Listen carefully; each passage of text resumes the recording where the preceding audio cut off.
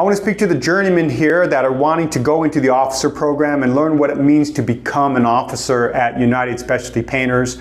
And here at the United Specialty Trade School, you're going to learn how to do that. The first thing I'm going to want to teach you or to share with you is that there needs to be an identity and mentality change in you. You're going from somebody who's followed a master, a coach, a teacher, an instructor for several months or years, and now you're shifting into a place in your mind that you're becoming that person. You're going to be the instructor. You're going to be the one that people follow. Okay, so identity and mentality change. The first thing we're going to talk about of 2 points is, as an officer, you must believe that you are a leader. You must believe it. You must believe you're a business owner, a person of dignity, and that you have a certain value to give that compels others to listen and follow you. Okay? A lot of people, maybe you'll follow someone because they have a rank or a position, but I prefer to be followed because people respect me, and they actually because they love me. Have I established relationships with the people who follow me where they can trust me, where I'm leading them, and that they see the competence, the confidence that I have, that they see this person knows what he's doing, I'm going to follow him.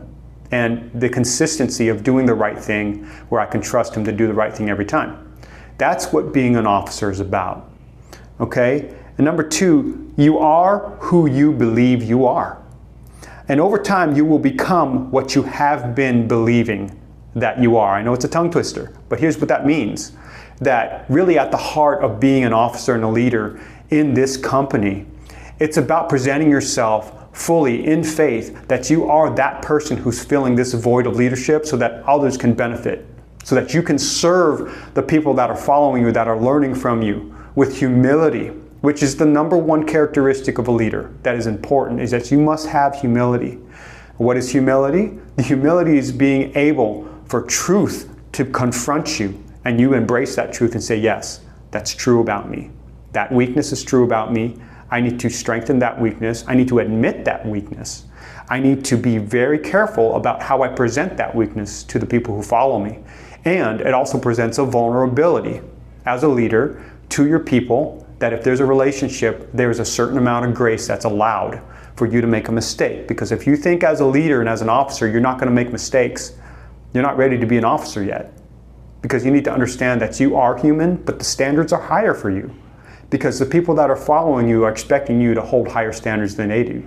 And whatever standard you set, they're going to go 30-40% below that, right? You want to set the highest standards so that the people following you have a chance to raise their standards too. Okay, so you're the thermostat, not the thermometer. You're the one who sets the tone, okay, the temperature of the room.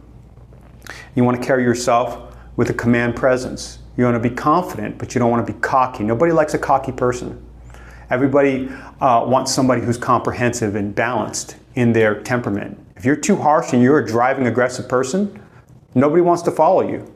If you're too soft and weak and a pushover, nobody wants to follow you. So find a balance, and that's why it's important to learn relationships and how to communicate with people.